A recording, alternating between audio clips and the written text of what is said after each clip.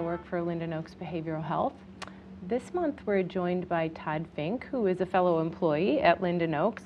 He works in our Plainfield office, and I asked Todd to join me this month because I wanted to talk about mindfulness, and he is the guy at Linden Oaks that goes out and does a lot of presentations about mindfulness.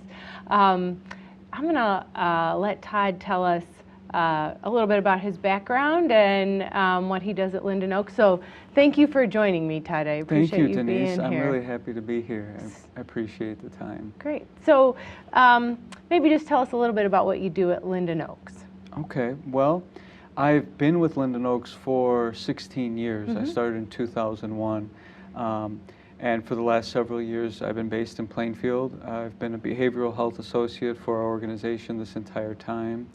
I'm also working as an addiction counselor in Plainfield, helping with the programming of our chemical dependency unit. It's an outpatient program.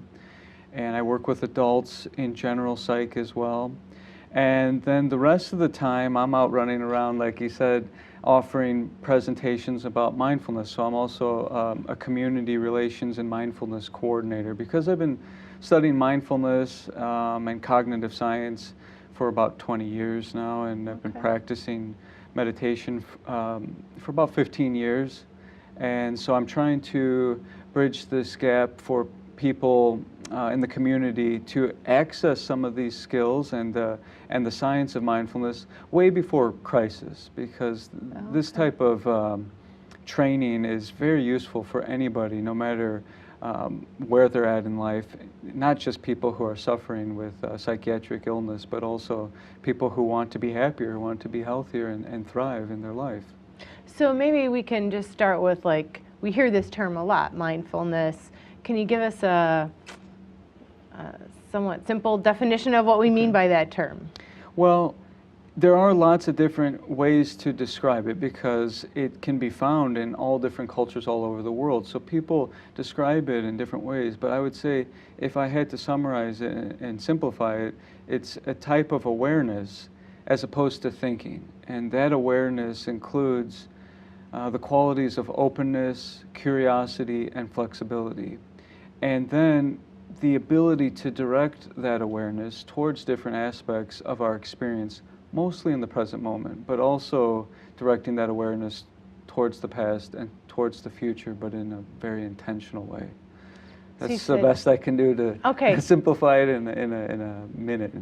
Okay, and you said it's different from thinking. Yes. Oftentimes when people are struggling with anxiety or depression, there is a tendency to be caught up in thoughts. So mindfulness is a practice of awareness, and we can even be aware of those thoughts, but we can be aware of anything going on in the present moment. We can use our five senses with that awareness, and what that does is it helps to create a sense of space from our experience, especially when that experience is unpleasant. If I can observe it, then it gives me some space between me and that feeling or that thought or that aspect of what I'm going through. And that can be a really wonderful tool for people who are struggling internally, but it's not hard to practice, and it's something that we teach people with all different types of conditions and people from all different walks of life. Okay. So as part of your work at Linden Oaks, you incorporate some of the skills or strategies of mindfulness into the work there. Definitely, because there's plenty of research now and plenty of evidence for how it helps the kinds of patients and clients that we see in the hospital. It helps alleviate symptoms of depression, anxiety, because if we think about some common symptoms of, let's say depression, anxiety, two of the most common forms of mental illness, there is a tendency to fixate, to ruminate, to dwell on certain aspects of our experience, usually negative aspects, and we all suffer to some extent from something called a negativity bias, which means, for example, if I were to go for an evaluation, job evaluation, and I got 99 good remarks and then one thing that's not good enough, that's probably what I would dwell on. And I I think that there's a theory that makes sense to me about why we tend to fixate on the negative, and that's it was probably helpful for survival throughout human history. Safety, for instance, is a relatively new thing in the grand scheme of our existence. So to assume the worst and to be able to worry about things and focus on negative aspects of your environment could probably keep you alive throughout a good portion of our ancestors' history. So that probably translates to a tendency within all of us to worry, to assume the worst, to think negatively. And just because we might be safe now doesn't mean that we can undo all of that hardwiring in our brain just because we would like to be more positive. So mindfulness gives us both a way of life and a simple practice to help cultivate that type of awareness, and that can help us get unstuck with our thoughts. And depression tends to have that negative thinking be about a lot of things that have already happened, mistakes that we might have made. And anxiety can also be exacerbated when we are fixated on uncertainties, worries, and that increases our stress, and that's often about the future. So mindfulness is also a way of using our five senses to ground us in the present moment, thereby giving us some relief from those obsessive thoughts. Okay. I think, sometimes in thinking about, ruminating or dwelling, sometimes I think we don't even realize how much that's just spinning around in our heads, right? Or some of that negative self-talk that we do because our thoughts are with us all the time, but there is that negative voice you're that happens. And it takes practice to be able to catch that. So part of the training would be to learn how to become more aware of what we're thinking. There's a big difference between I can't take this right now and the self-awareness, I'm having the thought, I can't take this right now. So when we can become more self-aware, we're already halfway there towards self-regulation, emotional regulation. And to put this into scientific terms, to explain the neuroscience of that simply, when we're aware, we're activating our prefrontal cortex, and the prefrontal cortex communicates with the emotional centers like the amygdala, which regulates our fight-flight response. If we're not aware, we could think of it as on autopilot or sleep mode, and then our survival centers and our emotional centers, pleasure-seeking centers, will all be running the show. And the minute we become aware, we're already sending signals from our prefrontal cortex to improve our relaxation and to lower our stress. So just naming your emotion would be a good start. And the studies show that if you could just name your emotion, activity in the amygdala may reduce by as much as 50%. Wow. It's powerful. It is. This science stuff is really interesting, and I'd like to chat about that a little bit more after our break. So join us after the break to hear a little bit more about some of the research behind this.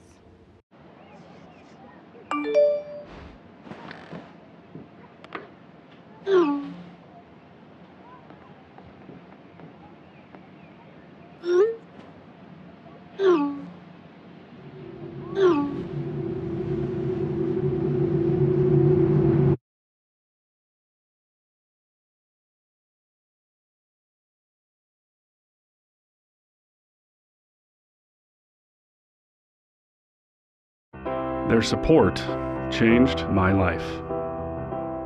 They were like family. My voice is now heard. A home for every animal. My future is bright because they cared. This is our home now. Thank you to the 1,200 nonprofits that serve Cass and Clay counties every day.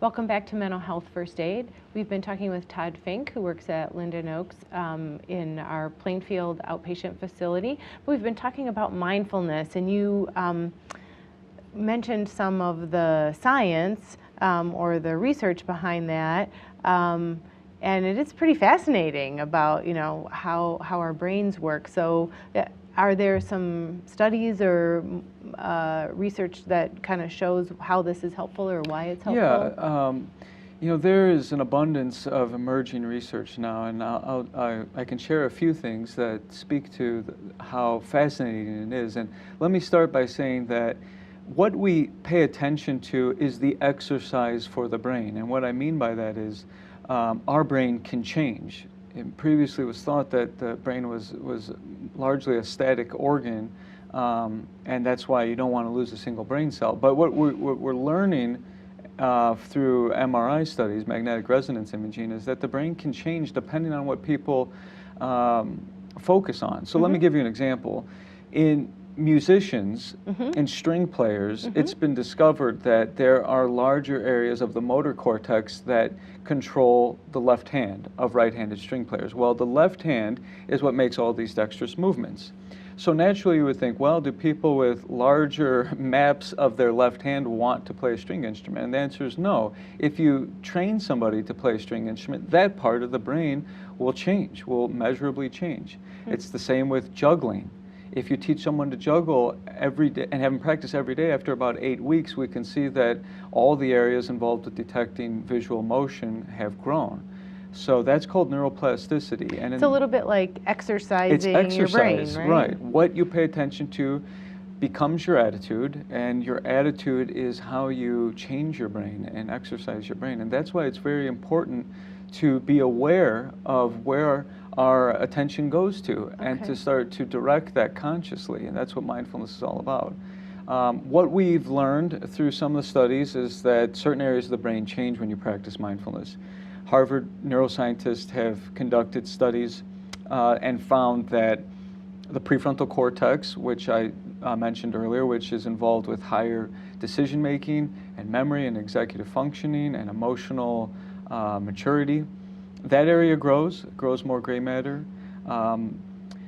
Parts of the limbic system get stronger, and that part of the brain regulates a lot of our bodily functions. So people can experience improved digestion and improved sleep, which then translates to lots more life satisfaction and overall well-being. And then there's an area on the side of our brain called the temporal parietal junction, and studies show that this becomes stronger, and that's involved with perspective taking, both movements through space and also being able to see your point of view. So that is why people feel more compassion and more empathy when they practice mindfulness techniques, because they're actually growing part of the brain that allows them to see things from other people's point of view.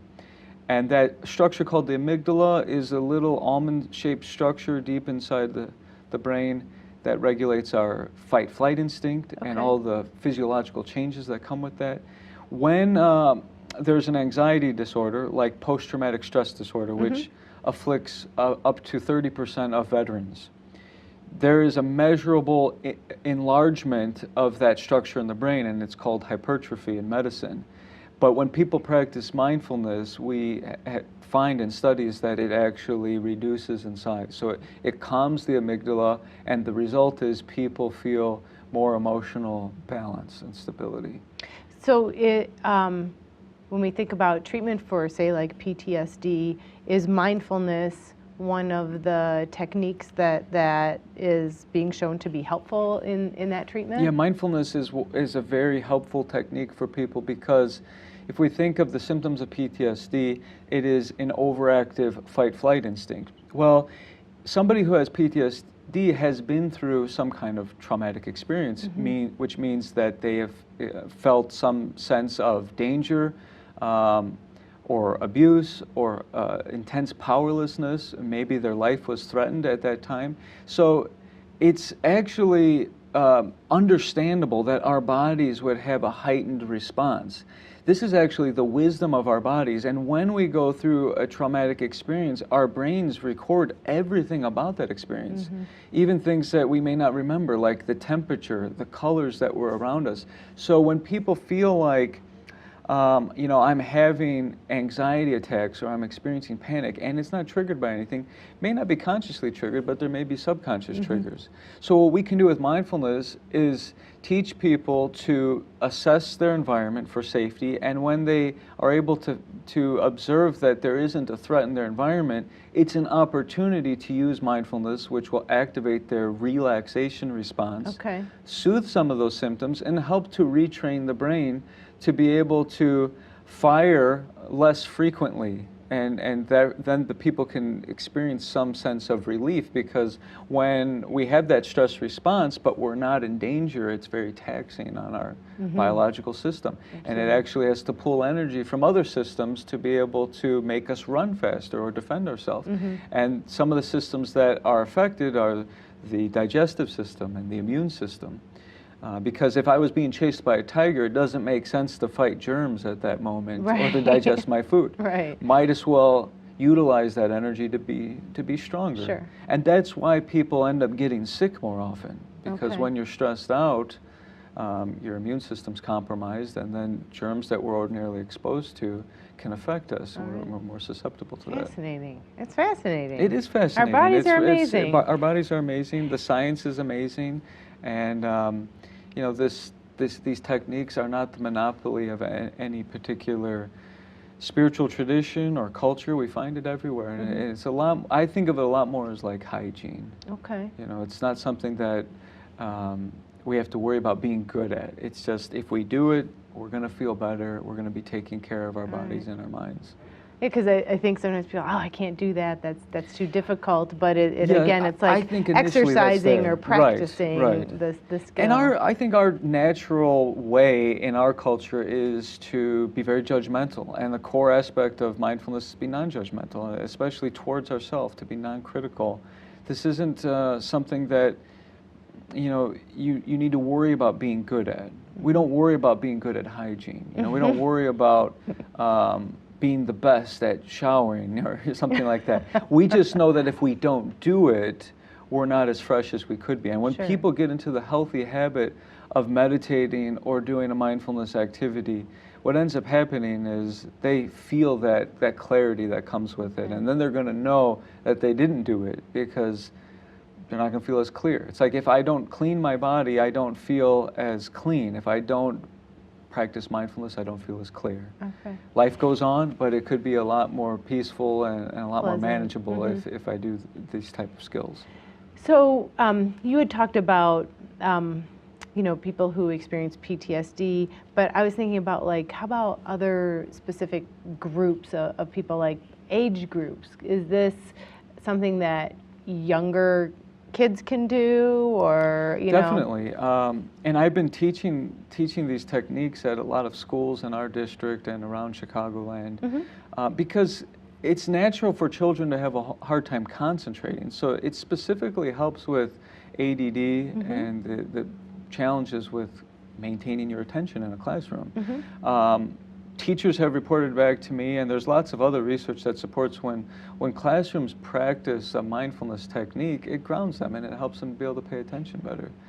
The main difference, I think, is making it fun and making it more accessible to younger people. Obviously, adults might be able to practice a type of meditation where they're just sitting and observing their thoughts, but that might be a little bit harder for a teenager. So we might do something like ask them to observe their mood as if they were observing the weather. And then they can use their imagination and their creativity to find descriptive words to express that. Like, I feel real cloudy today, or foggy, or there's a tornado going on. Awesome. And so it's fun, man. Yeah. So I'd actually like to maybe talk a little bit more about some specific techniques when we get back from our break. So we might do a little bit of an experiential thing when we're back from break. So join us. Their support changed my life. They were like family. My voice is now heard.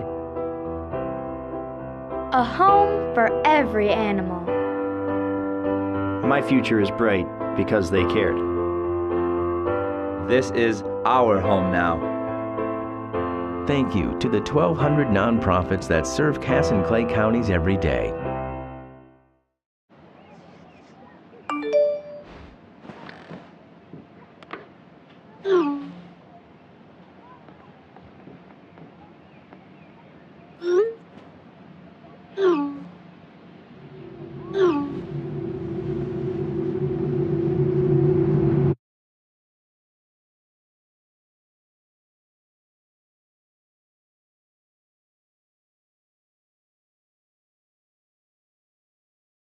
Welcome back to Mental Health First Aid. So Todd, you were talking about kind of how you help maybe kids or adolescents be able to utilize some of the mindfulness techniques by kind of making an analogy to the weather, Yeah, right? and that's something that we can all use, but it's a little bit more accessible for younger people because they can use their imagination and creativity. We look at the weather forecast in the morning usually. And why do we do that? We want to plan our day a little Plan our bit, day. or know what to wear. Or that kind of So imagine if we took a moment in the morning to take a look at our internal weather, which means our mood, our body, our feelings. And if we did that on a regular basis, we would notice that there's different patterns, but it's often changing. And if I could look inside and I could find the language to describe what's going on there, it could be rainy, it could be cloudy, there could be a thunderstorm, and once in a while there's a hurricane or a tornado, and I feel really torn up inside. But having that outlook or that awareness then tells me what I need to do, how I need to prepare for my day, and how I need to take care of myself, and it gets me unstuck and not identified with that, because I'm observing it, therefore I'm not identified with it. It's not me. It's not me, and that makes a big difference in our degree of suffering. And I can plan accordingly and make choices that are wise for taking care of my mind and my body. So it offers people a sense of control apart from that thing that I felt was controlling me. Yes, yes, and like I was saying earlier, just being able to name it is already activating the area of our brain that can soothe some of those stress symptoms. Okay. So that's very simple to do, but it's a very powerful thing to do. Okay. And we can practice a technique Yeah, let's together. let's try something. So let's here. sit straight so that we can breathe easily, and we'll do a mindful breathing technique. Okay. So if you could close your eyes and start to breathe in through your nose deeply, and then out through your mouth as if there was a straw there. So instead of bringing in through the straw, we're just going to go out through the straw of our mouth. And it'll make a little sound. And if you want to make a little bit louder sound, that's fine, because we're going to use mindful listening in this technique. Find a rhythm so that it's not too fast, too slow, but that it's slow, long, and deep. And then listen to your breath as if you were listening to the ocean. Incoming breath, incoming wave.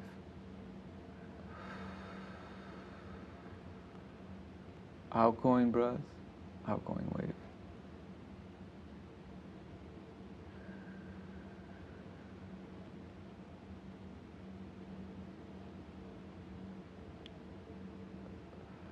And allow yourself to appreciate each inhalation and exhalation, noticing the sensations, noticing that it feels good to take in oxygen, and it feels good to release carbon dioxide.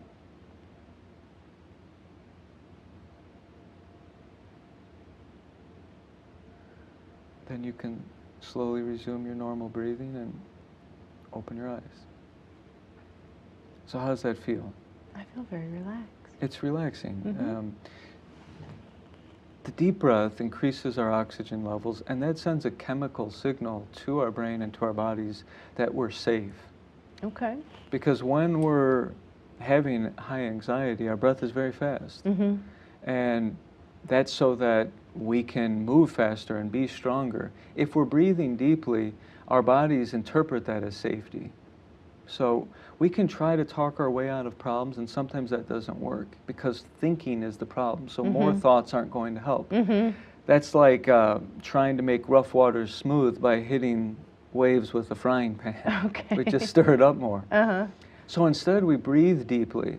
Instead of thinking our way out of our problems, our emotional problems, we can breathe our way out. Okay. And we can think of this as ocean breathing.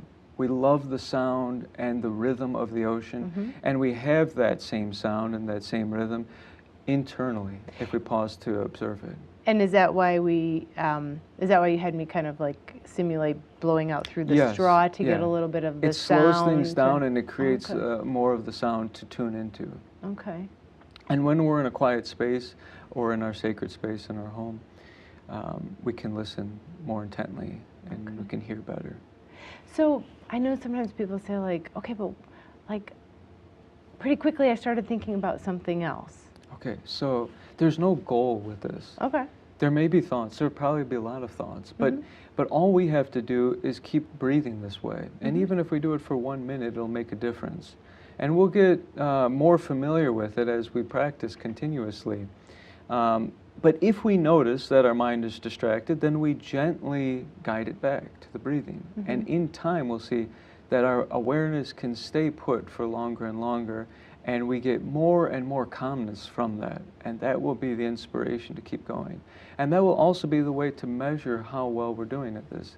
If I'm feeling like more steady with my awareness and feeling a deeper sense of inner peace, that means I'm getting more established in this practice. Okay.